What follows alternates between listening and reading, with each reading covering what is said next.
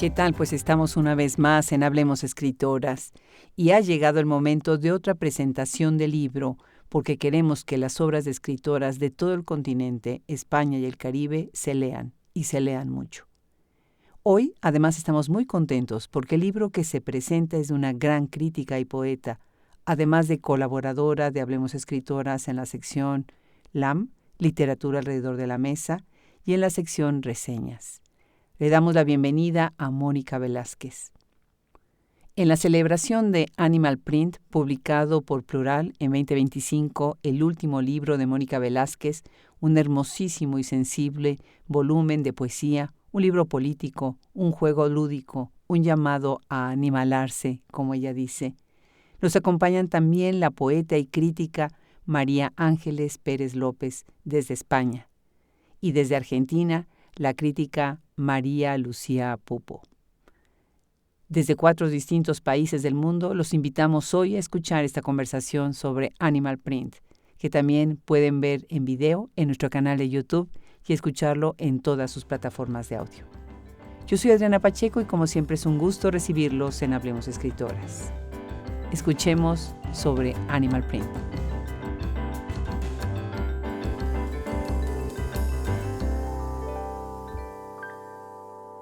¿Qué tal? Pues muchísimas gracias. El día de hoy estamos aquí otra vez en Hablemos Escritoras, en este espacio que se debe en cuerpo y alma a la obra de escritoras maravillosas, de críticas, de editoras, de traductoras, de periodistas. Hemos crecido tanto en este escenario tan maravilloso que nunca nos imaginamos que iba a suceder. Y bueno, pues hoy, además de estar con dos personas que ya han estado en Hablemos Escritoras de manera muy cercana, especialmente Mónica Velázquez es colaboradora de LAM, de nuestra mesa crítica, literatura alrededor de la mesa. Tenemos también, y además también de la sección de reseñas, tenemos también a María Ángeles Pérez López, una poeta fantástica. Yo las invito y los invito a todos a que vayan pues, a nuestra página web y vean en el episodio 407, escuchen una conversación bellísima que tenemos con ella y bueno, con Mónica tantas otras conversaciones. Y tenemos el gusto de recibir a María Lucía, le vamos a llamar Lucía, Popo, no, Pupo, en este proyecto. Muchísimas gracias a las tres por confiar en Hablemos Escritoras y estar el día de hoy acá. Yo soy Adriana Pacheco y atrás de bambalinas, como siempre, está Brenda Ortiz, enorme de Hablemos Escritoras. Muy contentas, les damos las dos la bienvenida. Recuerden que esta presentación de este libro bellísimo lo pueden escuchar también y ver en nuestro canal de YouTube, en nuestra sección de playlist y además en nuestra página web, en las plataformas de audio donde escuchan sus podcasts. Así que, como decíamos hace un rato en la práctica, no hay pretexto para no saber de Animal Print. Y bueno, pues sean bienvenidas, bienvenida Mónica, bienvenida María Ángeles, bienvenida Lucía. Vamos a empezar brevemente con una lectura de las reseñas, bueno, de lo que han hecho.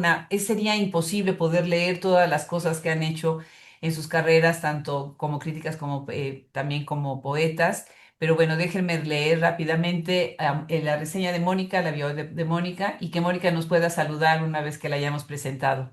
Mónica Velázquez es doctora en literatura hispánica por el Colegio de México, ni más ni menos, y actualmente es docente de la carrera de literatura de la UNSA, en donde yo tuve el placer cuando fuimos a Bolivia de verla en acción, maravilloso. Publicó en poesía El viento de los náufragos, Hija de Medea, que fue Premio Nacional de Poesía Yolanda Bedregal, La sed donde bebes y Abdicar de lucidez. En crítica literaria, Demoníaco afán, y sus dos últimos libros son Un presente abierto, Las 24 horas, se los recomiendo mucho, con la editorial Mantis Narrativa, y hoy, bueno, pues el niño niña del pastel, de la fiesta, Animal Print, publicado con Plural. Gran colaboradora de Hablemos Escritoras en la sección LAM y en la sección Reseñas. Bienvenida, Mónica. Hola, qué gusto estar cobijadita con amigas tan queridas. Y bueno, vamos a presentar a los animales. Excelente. Y bueno, tenemos el honor de presentar a María Ángeles Pérez López, una gran voz de la poesía española, sino una de las voces más relevantes de la poesía en español. Ella es poeta y profesora de la Universidad de Salamanca. Como poeta ha recibido varios premios. Destaca el Nacional de Crítica por Incendio Mineral, que ha aparecido en formato bilingüe en Estados Unidos, y los premios de la Fundación José Hierro y Meléndez Valdés por Libro Mediterráneo de los Muertos. Ha publicado antologías en Caracas, en la Ciudad de México, en Quito, Nueva York, Monterrey, Bogotá, Lima, Buenos Aires, Honduras, y como ya dije, no pierdan escucharla en nuestro episodio 407. Bienvenida, María Ángeles. Muchísimas gracias, Adriana. Una felicidad volver a este espacio tan hermoso y amplio y generoso que has ido creando y una alegría inmensa estar junto a la admiradísima Mónica Velázquez y la tan querida y admirada también María Lucía Pupo. Así que gracias. Pues al contrario, al contrario. Efectivamente tenemos también a María Lucía Pupo, que es investigadora del CONICET. Tuvimos la oportunidad de coincidir con el Congreso maravilloso de Jaya el año pasado en Chile, en Santiago, que fue una cosa maravillosa. Un abrazo para todos los organizadores. Ella es profesora y titular de la Universidad Católica Argentina, donde dirige la maestría en literaturas comparadas desde el 2021. Imagínense nada más. Ha conducido proyectos referidos a poéticas y escrituras de mujeres en Hispanoamérica, los vínculos entre palabra e imagen, la espacialidad y los afectos. Publicó los libros La música del agua, poesía y referencias en la obra de Dulce María Loinás, bellísimo, Entre el vértigo y la ruina, poesía contemporánea y experiencia urbana, y Con los ojos abiertos, escrituras de lo visual en las poetas sudamericanas. Asimismo, es coeditora de 5 volúmenes críticos. El último de ellos es Metapoéticas, antología de poetas hispanoamericanas contemporáneas, ni más ni menos. Y bueno, yo nada más quiero hacer hincapié en que estamos en 4 países distintos, en 5 países distintos, transmitiendo en todo el continente y España. Así que esto es un reto, es lo maravilloso de las pocas cosas maravillosas que creo nos dejó la pandemia, ¿verdad?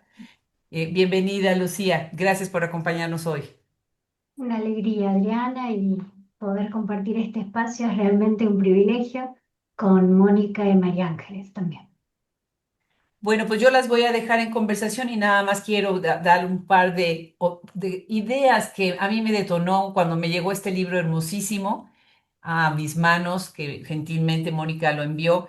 Me hizo sentir que estamos más que nunca atados a los animales. Más que nunca lo animal, el hombre está saliendo a otras dimensiones, y el animal, los animales nos están rebasando en su nobleza, en su capacidad de muchas cosas que nosotros como humanos estamos tal vez perdiendo. Siento que la poesía que habla de los animales nos llega todavía más fuerte, de manera más lacerante, nos abre heridas porque nos hace pensar en lo que nosotros mismos estamos haciendo con la poesía, con la palabra, para hablar de estas especies que siempre también nos alegran la vida. Me parece maravilloso tu libro, Mónica, Animal Print, por muchas otras razones. La idea de tener este reconocimiento a tus inspiraciones, teniendo un epígrafe, abriendo el libro de María Ángeles Pérez López, habla precisamente de la sororidad y de las grandes comunidades que se están abriendo desde la pluma de las escritoras. Me parece que los 34 poemas y los diversos materiales que plagan tu libro nos llevan a reconocer que la literatura tiene que verse así, tiene que verse como un ejercicio que llega a lo más profundo de la palabra y la elasticidad del lenguaje, y no nada más quedarse en lo sutil, en lo superfluo y en lo que queda nada más encima. El peso del animal se ve en las ilustraciones. Felicidades, Mónica, y yo las dejo en conversación. Nos vemos en un momentito más. Gracias, Adriana. Bueno, hemos pensado que empiece leyendo algo así, abrimos apetito y ya luego conversamos. Voy a leer el poema 17. Habrías dicho, arde, duele, causa sangrados, hincha venas, impide correr, temblequea, quema desde dentro, puntualizarías. Hubieras dispersado un alarido, quejas, gemidos, te hubieses dejado caer blandamente en lo muerto, si el ojo cazador hubiera ignorado crías en tu escondite. Tentadora a toda navaja esa visceralidad, sin palabras que aligeren la incisión, eso corroyendo defensas, sujetado a los órganos, jadeas, pero qué lenguaje, ciervo atravesado de bala, nacería de tus ojos afiebrados, qué adverbios, qué sufijos a ras de tu lengua. Tareas disciplinarias imponen mayor tartamudez a tu mutismo. No vaya a ser el contagio, la toma animal de predios, no vaya a ser sin recaudo. Pero tú morirás mirando la prohibición de amarse entre especies. Comienzo, si os parece. Lo primero, la más cálida, la más intensa enhorabuena. Además, es una enhorabuena que salta continentes, que es transhemisférica, porque admiramos enormemente la capacidad reflexiva, la capacidad analítica, la lucidez crítica de quien abdica de lucidez, esta poeta y crítica y poeta que es Mónica Velázquez. Y este libro, eh, como el poema que acabas de leer, Mónica, creo que nos sitúa ante uno de los enormes retos, el de la comunicación y la vinculación, la posibilidad de pensarnos no solo humanos, sino más que humanos, en un contexto en el que los retos de nuestro presente, nuestro tiempo, son de tal envergadura que esa comunicación, esa conexión parece ser fundamental. Y yo quería preguntarte por una cuestión a la que me referí brevemente en el texto de contratapa, que luego al final, si os parece, leo, es breve, pero sí preguntarte ahora sobre ese lenguajeo, ese modo en el que lo orgánico y lo poético parecen estar buscándose, están buscándose, porque así lo sentimos. Y lo sentimos porque se hace audible a lo largo del libro, tanto el alarido como la queja, como el gemido, todos esos modos en los que el sonido articula tanto espacios en los que podríamos pensarnos el lenguaje humano como un lenguaje articulado, pero también todo lo que es visceral, que apela a lo instintivo, que apela a lo animal, que está en lo humano. Y cómo se había dado, yo te quería preguntar, así para empezar, perdóname, lanzando una de las preguntas que más me han atravesado desde que leí el libro por primera vez. Em, ¿Cómo te ha resultado esa posibilidad de pensar y vivir y articular un lenguajeo que fuese orgánico y poético? ¿A qué búsquedas te llevó? ¿Qué compañías sentiste que te eran imprescindibles? Y darte, por supuestísimo, la mayor enhorabuena y celebrar este animal print que está ya volando o reptando o abrazándonos o no sabemos cómo se mueve, pero que está ya moviéndose en el mundo. Gracias, María Ángeles. A ver, este libro me ha costado muchísimos años, llevo 7 años mascullándolo, rumiándolo, no salía y no salía y en medio, bueno, yo me refugio en el ensayo a veces cuando la angustia de la palabra poética no viene, entonces estuve produciendo otras cosas y pensando. Y en esos 7 años yo me angustié un poco porque sentí que se había puesto de moda el tema animal. O sea, como que uno entraba a una librería y había una mesa y en la mesa habían 7 libros sobre animales, sobre plantas, ¿no? Porque evidentemente yo creo que estamos en una época en que estamos anhelando mutar a otra especie. Eso tiene un lado lindo que es oírlos, respetarlos, coexistir, reconocerlos como convivientes, pero tiene un lado negativo que yo creo que hay algo de renuncia a la propia especie, como decir, o sea, por el lado humano ya no logramos nada, o sea, por el lado humano ya está todo perdido, digamos, no tengo mucha esperanza. Entonces queremos volvernos plantas, volvernos animales, volvernos piedras, volvernos otra cosa, digamos, desde donde empezar la vida mejor de lo que hemos hecho como especie humana, ¿no? Entonces, bueno, yo dije, bueno, al final humildemente inscribiré mi palabra en medio de toda esta bibliografía zoológica y bestiarios y demás que han aparecido estos años.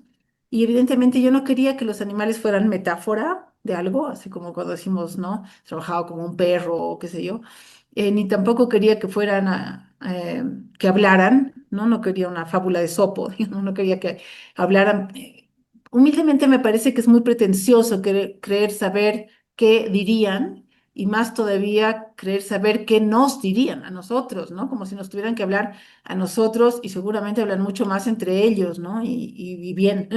Entonces quise animalar, lo que llamo animalar el lenguaje, que fue justamente acercarse. Primero, y que la voz poética vaya a los animales, no que ellos vengan a la página. Y segundo, entrar a lo que estén haciendo, ¿no? Entonces, si estoy hablando con la hormiga, pues me pongo a hacer fila y a llevar migas, o si estoy hablando con una cerda, pues a retosar en el lodo. Y entonces tenía que entrar mucha sensorialidad, ¿no? Mucha intuición, mucha comunicación. Yo pensaba, ¿cómo te acercas a un animal si no es hablándole? Entonces, pues sí, hay mucho de la piel, ¿no? Los poemas, creo yo, son muy sensoriales, porque eso, ¿no? Porque te metes al mundo del animal y estás junto con el animal, incluso el animal muerto, digamos, como los poemas dedicados a las vacas sacrificadas, etcétera, ¿no?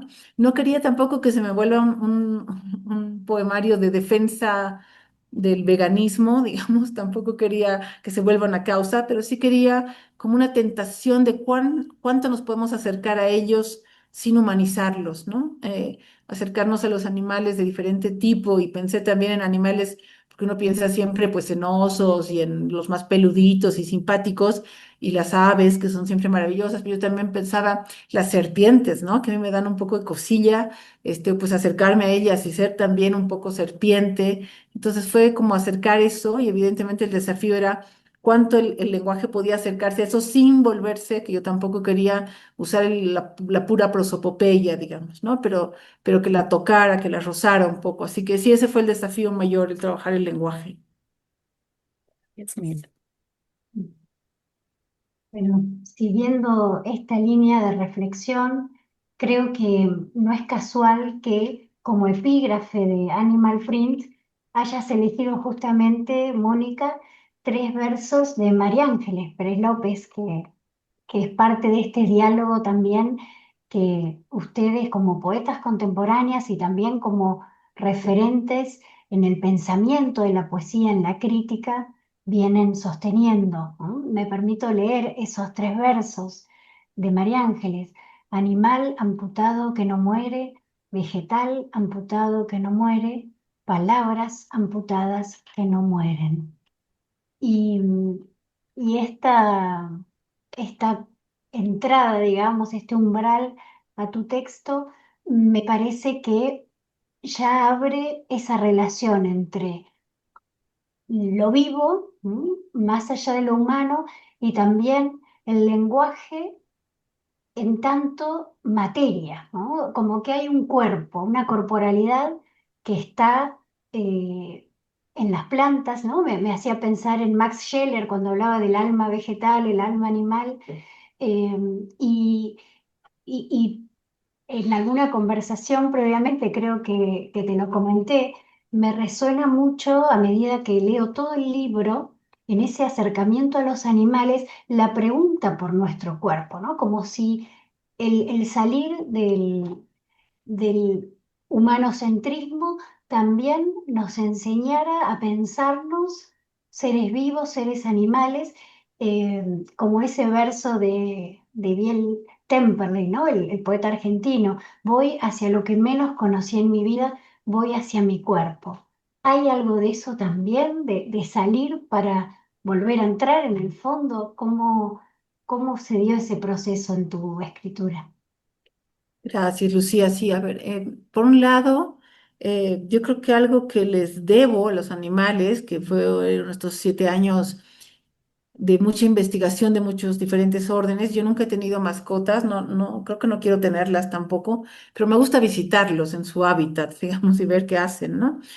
A medida de lo posible. Pues, por un lado fue acercarme a ellos, evidentemente me vi todo Discovery Channel y todo Animal Planet y todo ese tipo de documentales y aprendí mucho de ellos. Y me pareció que los animales, sin caer en una moral del animal, ¿no? Que tampoco lo vuelva, no sé, un símbolo de perfección, digamos, pero sí me parecía que nos recordaban algo que yo había pensado muchas veces, porque yo me he enfermado muchas veces y he estado muy cerca de la muerte muchas veces, entonces no tengo la idea de que voy a morir vieja y sabia y lejos, sino que sé que puede pasar cualquier momento. Y creo que mirar los animales y mirar las plantas me recordaron la terquedad de la vida. O sea, que cuando uno cree que las cosas se están acabando, que no hay para dónde, que todo se va a acabar, igual sí se acaba, pero siempre vuelve a aparecer de otra manera. A veces sin nosotros, ¿no? Uno dice lo más probable es que el planeta siga sin nosotros somos una porción de vida tan pequeñita frente al universo, entonces va a seguir y va a mutar. Y esa idea de saberse, por un lado, tremendamente mortal y frágil, ¿no? Pero a mí no me angustia tampoco la idea de la muerte. Entonces me recordó que yo ya había pensado y vivido muchas veces la idea de que morirse era solo transformarse, digamos, cambiar de forma, hacia una que no conocemos, pero cambiar de forma. Entonces eso me interesaba, volver como eso a la terquedad, ¿no? Y por eso el epígrafe de María Ángeles, porque es como, o sea, puede que todo esté amputado, cercenado, mutilado mal, pero la vida sigue, ¿no? No se acaba, digamos, el morirse como el acabarse, ¿no? Sino que aparece en otra parte. Y lo otro que me recordaba mucho estando cerquita de lo animal era también la condición de cuerpo, ¿no? Yo soy hipersensible al cuerpo. A mí me asombra siempre la gente que no sabe, digamos, cómo está su rodilla izquierda o si está ovulando o si se le ha caído un molar, digamos, porque me parece que el cuerpo es tan contundente en su lenguaje que a veces solo susurra y cuando grita se nos enferma o es porque anda enamorado de alguien, ¿no? Eh, y aparece. Entonces, recordé también que claro que somos cuerpo, ¿no? Y uno ahí humildemente dice, si todos los cuerpos se acaban, ¿por qué el mío no? Digamos, si todos los cuerpos mutan y se transforman, ahora estoy seguramente en la segunda adolescencia que compartimos todas las mujeres en temas de menopausia y demás, y uno dice, ¿por qué no nos han advertido que esto era más loco que cuando uno tenía 13 años, ¿no?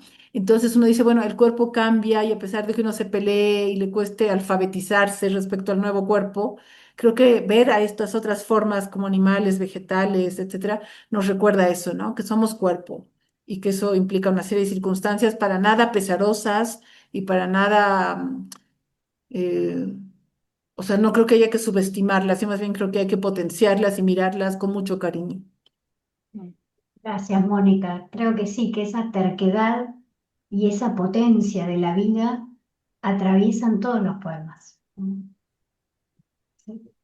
Sí, coincido completamente con lo que dice María Lucía. Además, esos versos de Héctor Temperley son impresionantes. Y te quería preguntar también al hilo de esta cuestión de lo corporal, lo sensorial, porque algo extraordinario del libro es que es un libro que se palpa, que se escucha, que se huele, que se ve, o sea, apela a todos los sentidos y lo hace no solo porque a veces la poesía trabaja esas zonas, sino porque sentimos que hay una tensión y una intensidad de lo corporal y del lenguaje, el mismo lenguaje como cuerpo.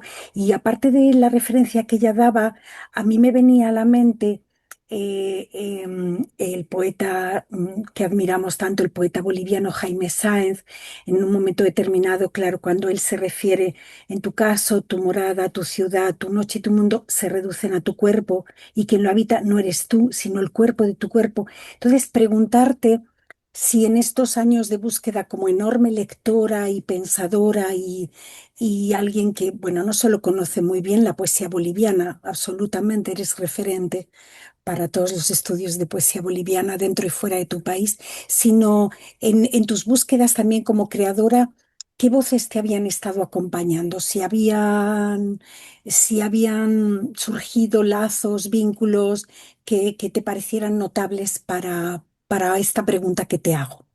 Ujú. Gracias, María. Sí,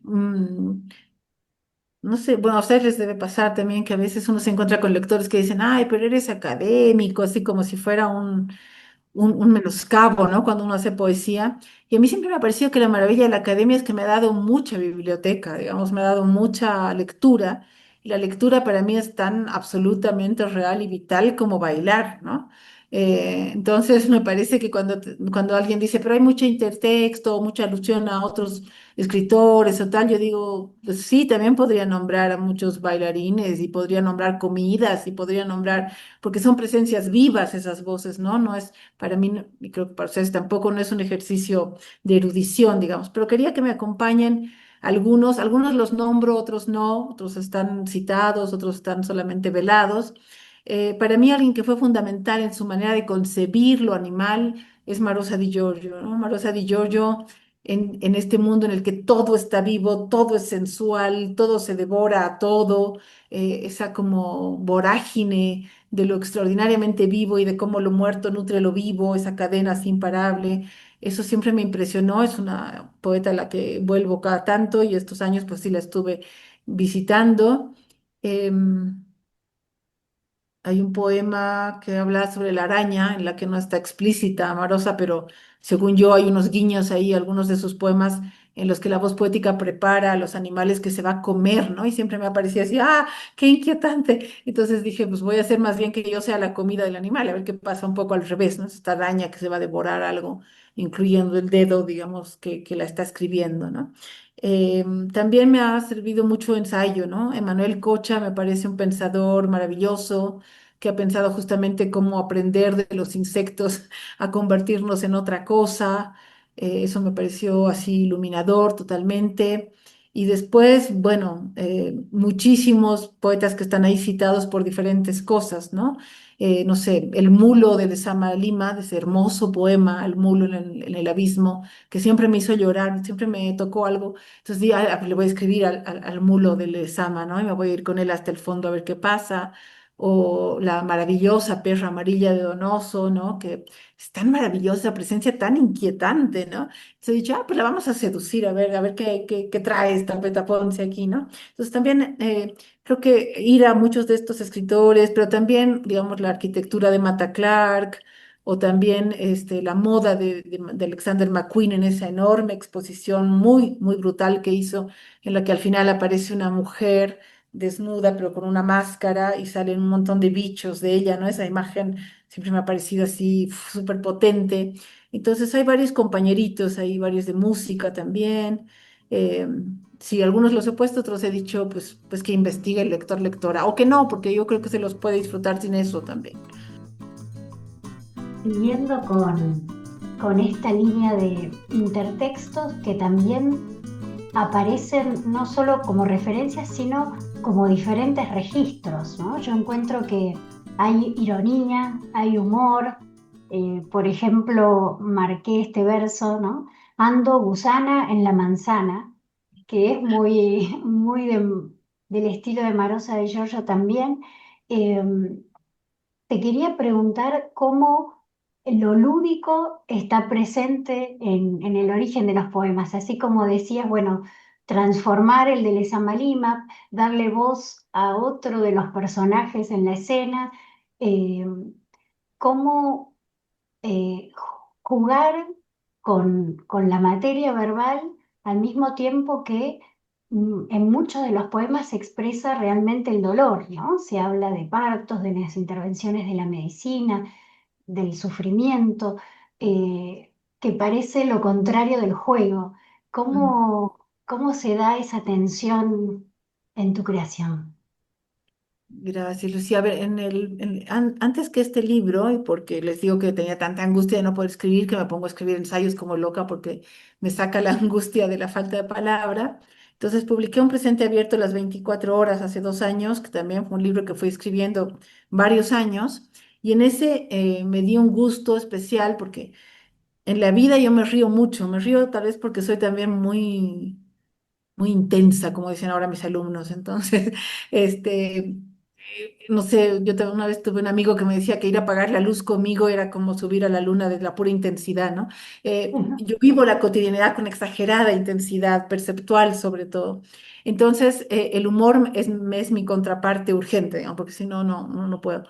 Y yo me río mucho en la vida cotidiana, pero la poesía anterior a este libro, salvo tal vez el abdicar un poquito, era una poesía muy dura, muy dura. nuestra querida poeta Vilma Tapia, a quien le vamos a mandar un saludito, siempre me decía, ¿por qué no hay más luz? Pon un poquito de luz en tu poema, ¿no? Entonces yo decía, Vilma, no me sale, no me sale, no me toca. O sea, hay poetas a los que les toca una porción de luz y poetas a los que nos toca una porción de noche, digamos, no hay forma, ¿no? Pero siempre me he extrañado escribir con humor porque vivo mucho con eso. Y en el libro anterior, en el de ensayos, me permití divertirme, o sea, me puse como la regla de juego, me voy a divertir, no voy a hacer ensayo académico, riguroso, duro, fuerte, sino ensayo más inquisitorial, así más literario. Y, y entonces me reí mucho y disfruté tanto, fui tan feliz escribiendo con humor, autoparodia, riéndote de uno mismo y diciendo, bueno, tampoco lo que digo es tanto, ¿no? Entonces, cuando escribí empezó a aparecer un poquito de eso y me alegró mucho de que apareciera en poesía, porque me parece muy difícil. Hay dos cosas que me parecen muy difíciles, el humor y el erotismo. Son dos zonas que yo admiro mucho a, no sé, pues a Parra, digamos, ¿no? O a estos poetas que te hacen reír y que viven así la irreverencia. No llego a eso, pero creo que hay unos trazos, unos matices que traté de jugar un poco. Y el juego te acerca mucho a la risa, ¿no? El juego de solemniza, pone fisura.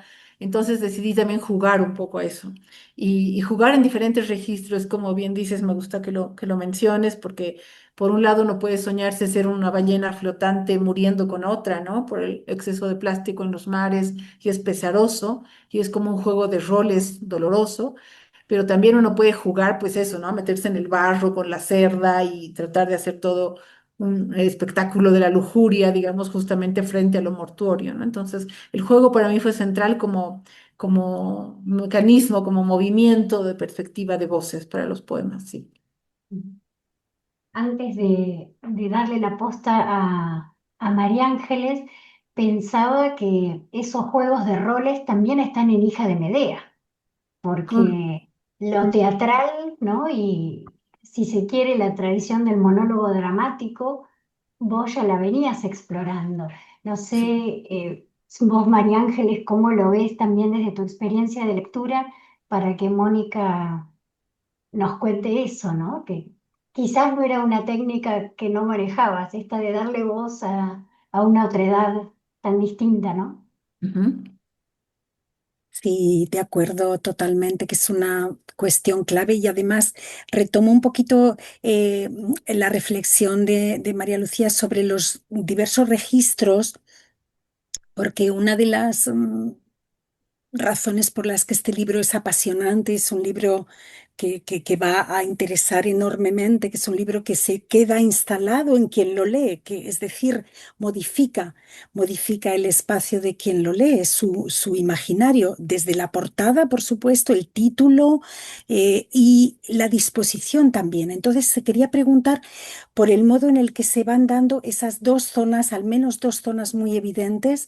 Por un lado, la que corresponde al poema propiamente dicho, numerado, y por otro lado, esos materiales que vas como acopiando. Hay una serie de materiales que se van acopiando a modo de poema en prosa, metapoéticos, pero también junto a los materiales nos vamos a encontrar con los circuitos y me parece que son verdaderos hallazgos porque hacen que el libro se abra hacia otras zonas. Nuestra experiencia de lectura se pregunta a sí misma qué estaba pasando, qué son esos materiales, qué son esos circuitos, cómo están dándose voces que representan como distintas, no sé si tonalidades o frecuencias o cómo lo planteaste, cómo se dio el llegar a esta estructura que creo que es uno de los grandes hallazgos de un libro que está lleno de hallazgos.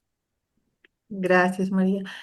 Bueno, sí, el problema dramático a mí me apasiona, ¿no? Yo digo que es mi lado de dramaturga frustrada o de actriz frustrada, no sé, me gusta mucho porque te obliga, digamos, justamente a encuerparte en otro lado, digamos, ¿no? A salir de tu zona y habitar. Y cuando escribo poemas dramáticos, generalmente hago mucho ejercicio realmente teatral, digamos, ¿no? Este es un personaje al que le pasa esto, siente esto, que le gusta comer, que le gusta tomar, etcétera. Como aquí no quería yo que los animales hablen, aunque hay una felina por ahí que se burla, ¿no? Y dice, ay, la moral para tu especie es cosa grave o una cosa así, o hay algún otro que dice alguna otra cosa, en general no hablan. Entonces, más bien el trabajo dramático aquí fue cuánto puedo vaciar mi lenguaje, no sé cómo explicarlo, pero vaciar mi lenguaje de humanidad, digamos, para llenarlo de gruñido, de vuelo, de escama, de otra cosa, digamos, que me traía el cuerpo del animal, ¿no? Entonces, ese es el desafío. Y yo trabajo siempre poemarios enteros, no sé trabajar el poema solo, siempre trabajo, o sea, me viene el libro, digamos, como proyecto siempre. Entonces, las estructuras para mí son fundamentales, ¿no? Y en este caso, claro, estaban todos los animales y dije, pero me faltaba una especie la percibí como tal. Me faltaba la especie palabra, pero la palabra así, como especie, como otra más del zoológico, digamos. Entonces decidí hacer estos textos que no sé bien qué son, porque en verdad no sé si cumplen todos los requisitos, digamos, de una prosa poética exactamente, porque algunos copian manuales, ¿no? O sea, son raros, para mí son textos raros, medio inclasificables. Están en prosa, sí, a diferencia de los otros. Y son, como bien decía María Ángeles, pues un repaso a los materiales de la escritura. Entonces hay un poema sobre el teclado, no es un poema, un texto sobre el teclado, sobre la mesa, sobre la tinta, sobre el papel blanco y su gramaje, ¿no? Eh, yo le heredé a Blanca Vitúchter y le agradezco entre las mil cosas que le agradezco a esa maestra que tuve en la vida, el ser una escritora que pensaba mucho en los soportes. O sea, yo hice un taller de escritura y de ahí salió mi primer libro con Blanca Vitúchter y ella nos hacía comprar el papel, pensar el gramaje, tocar, nos decía, o sea, ¿cuál es el papel que le va a tu voz? Y yo decía, ¿qué sé yo? ¿Qué es esa pregunta, no? Y entonces yo le aprendí mucho a Blanca que la escritura es también el libro, el papel, el circuito, el presentarlo, el esperar un lector, lectora. Es decir, hacerte un poco cargo de todo el circuito y no delegar eso como a otras personas, digamos, que se dedican de eso, como si tú fueras solo la actora intelectual, digamos, ¿no? Y del libro se ocuparan los demás. Entonces me interesaba mucho inscribir esos textos en prosa como si fueran otras especies. Entonces a la mesa le pasa algo, digamos, igual que le pasaba a la serpiente o al ave, ¿no? Entonces me gustaba ponerlo como en ese plano, pero en un registro diferenciado, ¿no? Que hiciera un poco de contrapunto también.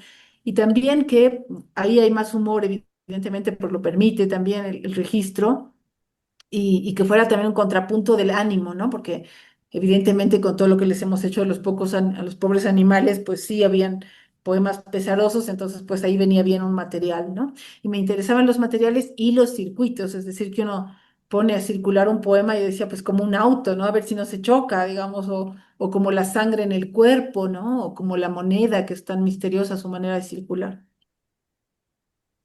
Gracias, Mil. En esta conversación surgió espontáneamente, pero cuando leemos el libro creo que surge esta cuestión como experiencia de lectura, la sensación de que son poemas difíciles, muy trabajados, muy podados, como que esos materiales que se ofrecen como contrapunto parecen encontrados al azar y expuestos, pero en realidad hay un trabajo de concisión, de, muchas veces de elipsis, de dejar pausas, silencios que, que perturban, por lo menos a mí en la lectura me ha pasado, ¿no? Como un estilo filoso que en muchos de tus libros encontramos, Mónica, y, te quería preguntar, siguiendo también con el hilo de la respuesta anterior, em, ¿cómo es esa presencia, esa figura, ¿no? De lo que Humberto Eco llamaba el lector ideal, hoy diríamos, bueno, la comunidad, eh, ese otro o esa otra que de algún modo está presente en ese circuito de comunicación que vos inaugurás al escribir, ¿no? La pregunta sencilla sería, ¿para quién escribe un autor o una autora? Pero sabemos que hay todo un mundo detrás. Eh, Me da la sensación de que vos eso lo tenés muy consciente a la hora de armar el libro, ¿no? Como decías.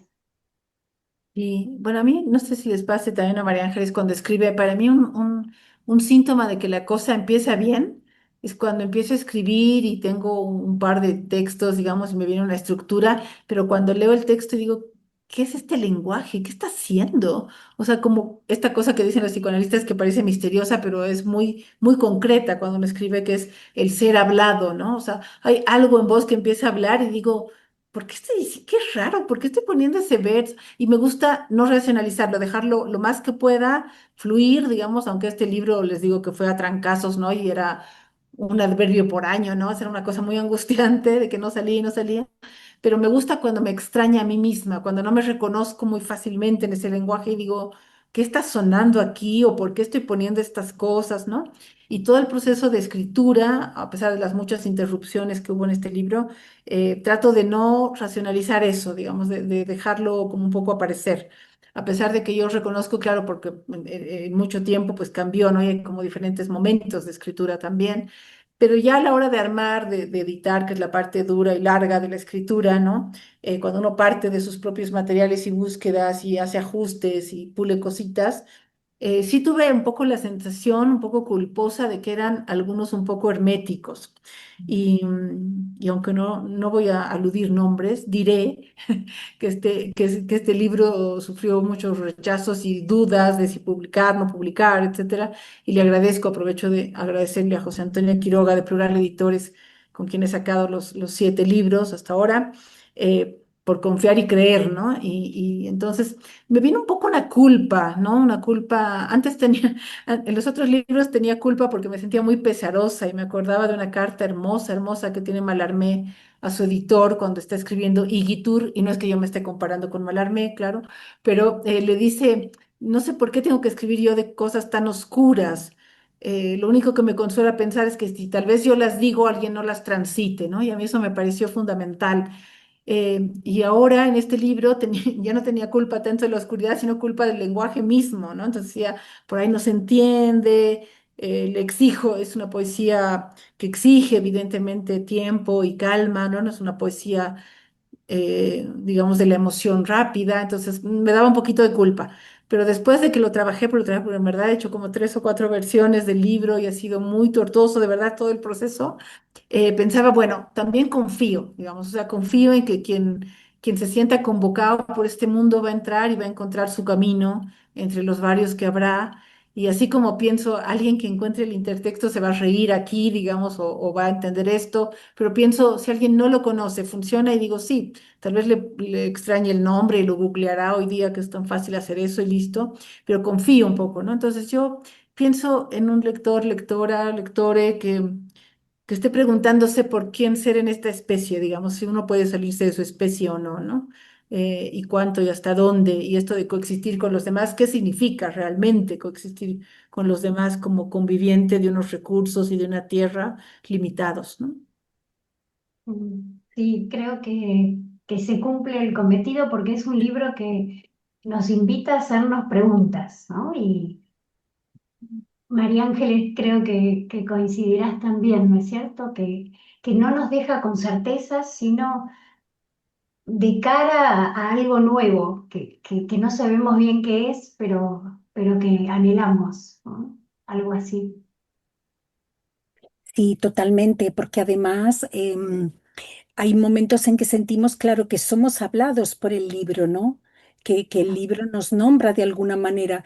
Me acordaba ahora y estaba buscándolo, lo encontré en Materiales El Encargo. En un momento dado, dice la voz, dice el yo enunciativo, me implantó este lenguaje que arde y arde y no deja de hablar a través de de la mucosa, a través de la minucia que le soy. Entonces es el que le soy. ¿No? Como, pero ¿qué ha pasado? ¿Por qué aparece ese pronombre ahí? Qué raro. ¿Qué le han pasado qué le ha pasado a las palabras?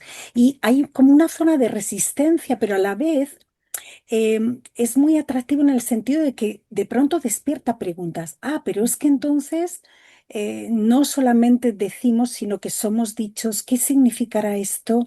¿Cuánto?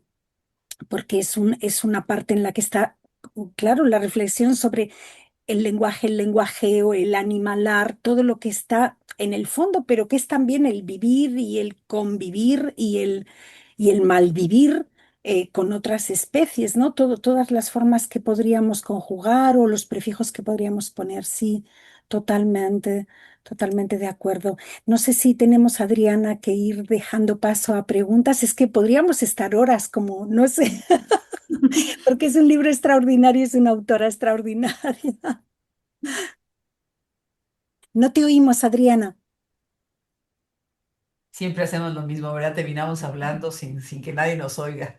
Esa es la historia de la vida.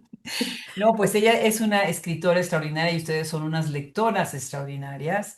Me parece que el recorrido, qué lástima que solamente tenga uno una hora, ¿verdad? Para hablar de un libro así, porque efectivamente se puede hablar de tantas cosas. Yo quería preguntarte, antes de dar paso, sí, a las preguntas que ya tenemos en el público, gracias a quienes nos acompañan y les recordamos a quienes están ahora aquí, pasen la voz, que va a estar en YouTube y va a estar en todos lados esta presentación.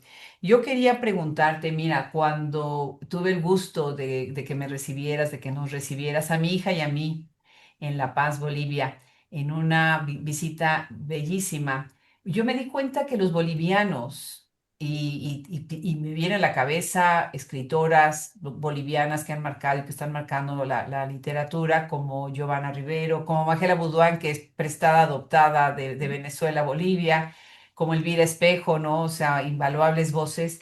Pero me di cuenta, y también en el libro que tú antologaste, preciosísimo de poesía, que es un tomo enorme de libro, una cosa bellísima, los bolivianos tienen una manera muy especial de manejar el lenguaje. Juegan mucho con las palabras, o sea, sentí como muchos neologismos. A mí me fascinó la palabra animalar. Me parece que es extraordinaria y bueno, ya te la vamos a tener que copiar.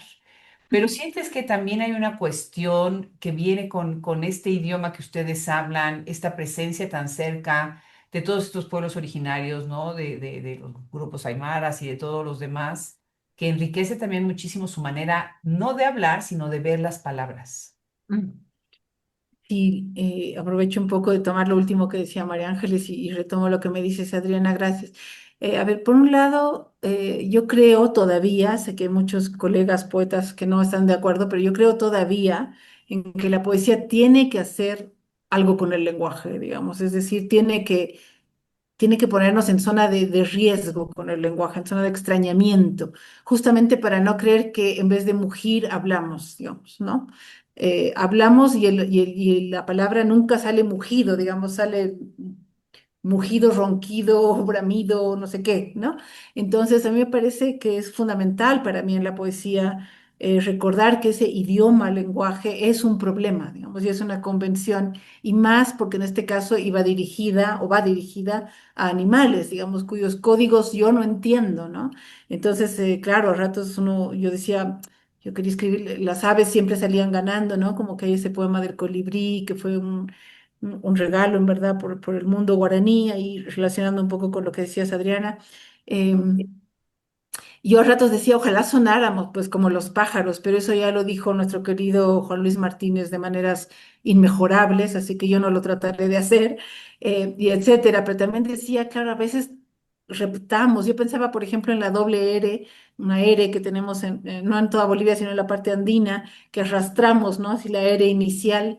Y me acuerdo que una vez sufrí mucho en España porque me decían que no me entendían nunca porque yo trataba de decir Rosa, el nombre de una persona, y nunca me escuchaba.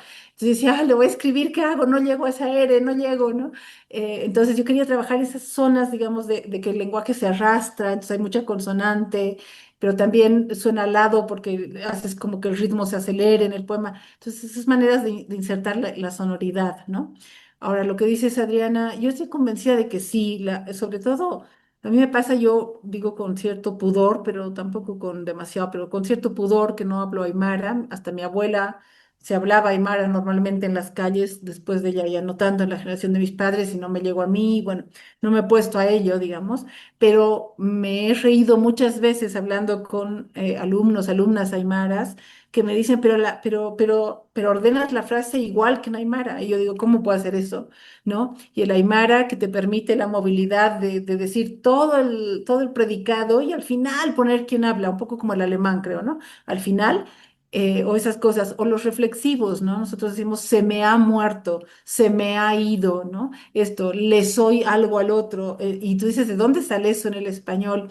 Y parece que está muy cercano a ciertos usos en el Aymara, entonces de esas magias maravillosas de que quienes nacemos en una zona que está poblada por un lenguaje, aunque no lo hablemos, nos habla, digamos, aunque no lo hablemos, nos aparece, nos hace cositas cuando nos expresamos y a veces provoca ruido y a veces provoca gozo también porque encuentra cosas simpáticas. Precioso, precioso. Pues muchísimas gracias, María Ángeles, Lucía, de verdad, de verdad. Vamos a ver qué preguntas tenemos ahí en el público y tenemos atrás a Brenda Ortiz. Si nos quieres ir leyendo algunas de las preguntas que hay. Claro, esta pregunta es para Mónica y bueno, en el prólogo María Ángeles Pérez dice que la palabra nunca olvida su condición salvaje. ¿Cómo entiendes tú esa tensión entre la palabra domesticada y su fuerza indómita? Bueno, tiene que ver un poquito con esto que decía, ¿no? De que la poesía tiene que sacar al lenguaje de su comodidad y de su convención. No lo podemos hacer en la vida diaria porque enloqueceríamos, ¿no? Es decir, si yo empiezo a dudar, si realmente cuando yo estoy diciendo animalar, si Adriana o si Lucía me está entendiendo y entonces me callo y sucumbo al silencio, ¿no? Pero el poema felizmente puede poner justamente el dedo en la llaga y recordarnos que hablamos y hacemos una convención de seres domesticados, que entendemos que esto es una presentación, entendemos que estamos hablando en español, de un libro, etcétera, pero sabemos por nuestra vivencia que en la vida cotidiana el lenguaje es una de las zonas más ricas del malentendido, ¿no? Entonces, los enamorados lo saben en abundancia, digamos, quise decir, me dijiste, pero cuando me miraste, etcétera, ¿no? Entonces me parece que la poesía nos recuerda ese lado salvajado, digamos, del lenguaje, ¿no? Ese lado desordenado, que un poco pacta, pero un poco no pacta, un poco se escapa siempre del uso justamente que hacemos de él en la vida cotidiana. Ok, entonces podríamos decir que Animal Print también es un libro político. Sí, podríamos decirlo. Em, en varios niveles, ¿no? Lo que pasa es que, pobre, la palabra política, pobrecita, porque la han usado tan mal y la han mal traído a la pobre que la hemos como designificado o insignificado, ¿no? Yo creo que hay un gesto político siempre en afirmar la vida. Creo que hay un gesto político siempre en mirar a los otros con piedad. En Cochabamba hicimos una presentación del libro y Vilma Tapia, esta maravillosa poeta, me hizo el favor de presentarlo y ella decía, no puedo evitar decir, tengan piedad y dejen de comerse animales, ¿no? Porque ella es una vegana activista. Y yo decía, no he pensado en ese uso como muy pragmático, digamos, del lenguaje, así como hacerle campaña al no coma carne. Pero sí a la piedad, ¿no? O sea, ¿cuánta piedad tienes en mirar al animal? A mí ese tipo de excesos como a veces hacen, no sé, el concurso de quién se come más hamburguesas. Y yo digo, pero ¿para qué? O sea, ¿qué animal sería capaz de ponerse a devorar a todos los que los rodean para demostrarse qué capo es, no sé, o que no le tiene indigestión o qué sé yo? Entonces, creo que hay una piedad en las otras formas de vida que nos rodean que deberíamos mirar con más cuidado. Creo que nos enseñarían mucho. Entre otras cosas, hacer una mejor política también en el espacio público y común. Ok, no sé si en el público alguien más tenga alguna pregunta o sería todo.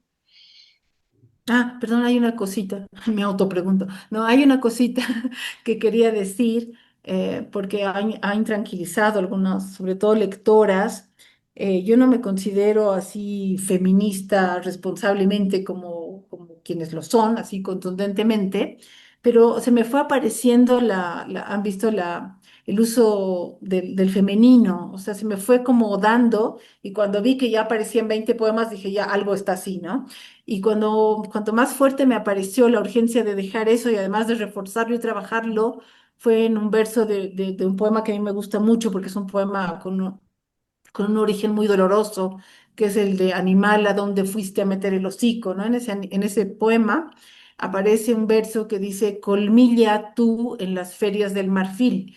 que es de esos regalos, ¿no, María? Tú sabes que aparecen y uno dice, no sé de dónde ha aparecido, pero qué maravilloso regalo, porque me encanta esa metáfora, no la voy a tocar, pero no es que la he pensado, ¿no? Sino que ha aparecido. Y cuando pensé en ese colmilla tú en las ferias del marfil, pensé en las condiciones de lo femenino, digamos, no solo en las especies, incluyendo la humana, digamos. Entonces jugué mucho a eso, ¿no? A que sea una gusana que quiere el anzuelo, a que sea una animala, a que sea justamente una ballena frente a un balleno, es decir, como a jugar un poco con los géneros.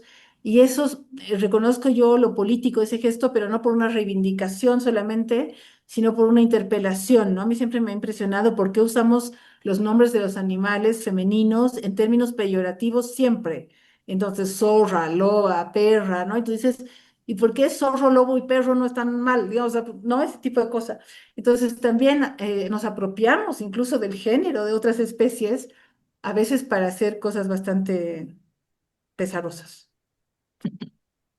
Muchas gracias. Creo que serían todas las preguntas. Buenísimas preguntas, qué bien y buenísimas respuestas. ¿Les parece si dan unas últimas palabras, María Ángeles y Lucía, para Mónica? Y se me ocurre algo muy lindo para cerrar esto. ¿Por qué no ustedes dos le leen a Mónica?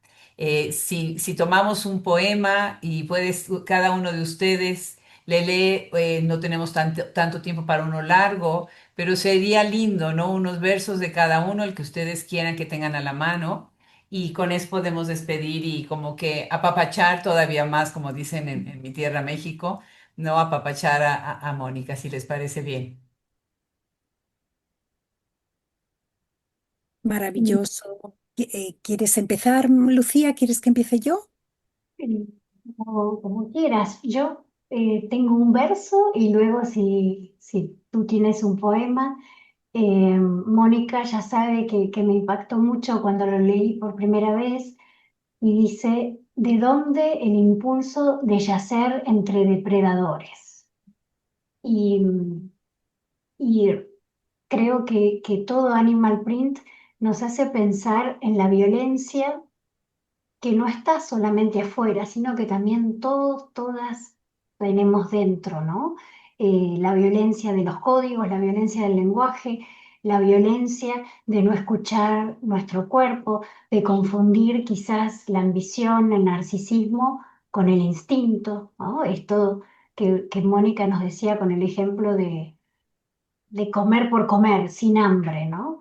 Y, y eso me parece que es muy feminista también, Mónica, porque es cuestionar cómo muchas veces la violencia está naturalizada y somos parte de algo que no elegimos y que de hecho sí podemos cambiar, ¿no? Lo que llamamos las micropolíticas del género, de la convivencia, en todos los sentidos. Creo que eso es también un legado muy valioso de este libro, ¿no? Pensar las formas pacíficas, conviviales y también las formas violentas que estructuran nuestras sociedades, ¿no?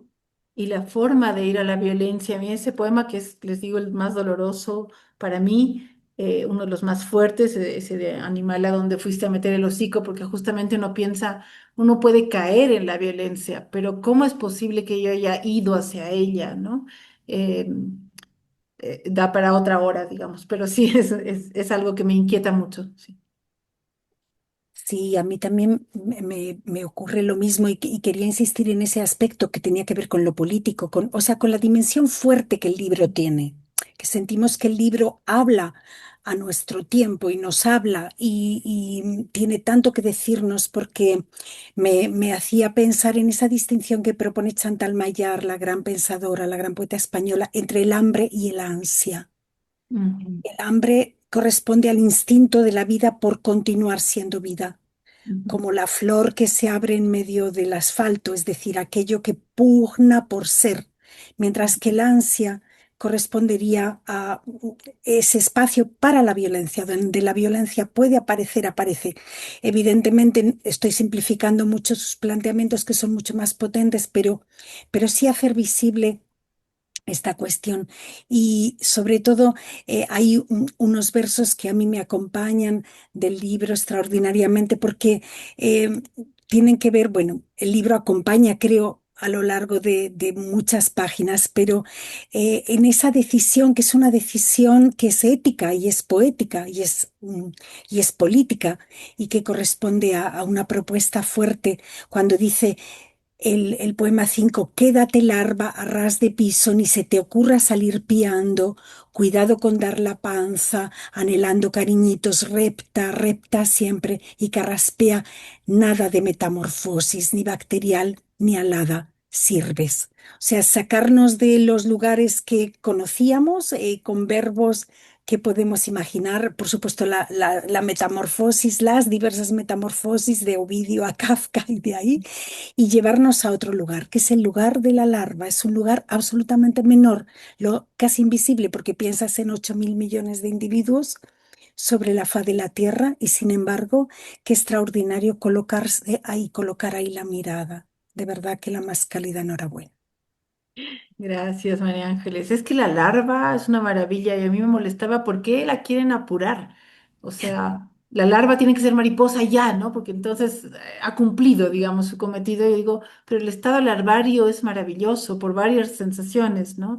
Y en ese poema que citas, María Ángeles, es eso, ¿no? Quédate larva a ras de la lengua. Era justamente no apresures, ¿no? La significación, la llegada, la comunicación, lo que fuera a donde puede conducir la palabra, sino quedarse un poco eso en la condición balbuceante también, ¿no? De quien no tiene, digamos, la certeza de la significación, la palabra, la importancia, sino que anda en ella, ¿no? Un poco como andamos en la vida, tampoco la vida tendría que significar algo absoluto o legar algo concreto, sino haberse ido viviendo, ¿no? Mientras pasaba. Como la infancia, ¿no? Que Sí, es no tener lenguaje. exacto, exacto. Claro, Larva. claro. Pues muchísimas gracias una vez más. Estas palabras y estas lecturas de versos que les han impresionado de este libro tan hermoso, los invitamos a que lo lean. De verdad, las presentaciones de libros son una probadita de libros que se tienen que leer, ¿no? Y las escritoras, las críticas, lo que hacemos o lo que queremos hacer es provocar a la lectura. Eso es lo que estamos haciendo. Un abrazo enorme hasta Bolivia, hasta España, hasta Argentina. Muchísimas gracias, María Ángeles. Un honor tenerte de nuevo en Hablemos Escritoras. Lucía, te tenemos que tener ya pronto en Hablemos Escritoras. Ahora ya no te puedes escapar. Mónica, gracias por ser una cómplice, una gran, gran aliada. Y muchísimas Bravo, gracias Mónica. también a Brenda Ortiz por estar atrás siempre de todo esto y a todos ustedes que nos siguen en todos nuestros canales. No se olviden, somos Hablemos Escritoras, estamos dedicados en cuerpo y alma a promover a las escritoras de esta época y de todos los tiempos. Un abrazo enorme. Gracias, gracias. Gracias. Un abrazo. Hablemos Escritoras es producido en Austin, Texas, por Andrea Macías y Adriana Pacheco. Edición y masterización de audio, Cristian Josefi.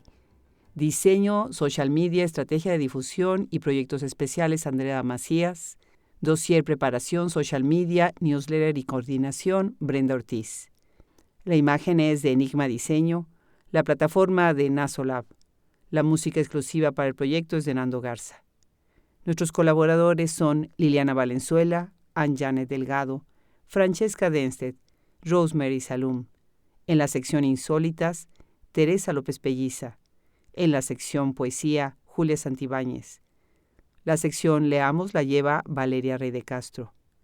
Nuestra mesa crítica LAM es por Gabriela Polit, Mónica Velázquez, Mónica Surmuk, Gisela Cossack, Lorena Amaro, Marta Batis. Traducción, Alice Banks, Andrea Macías. Todos los derechos reservados, 2025.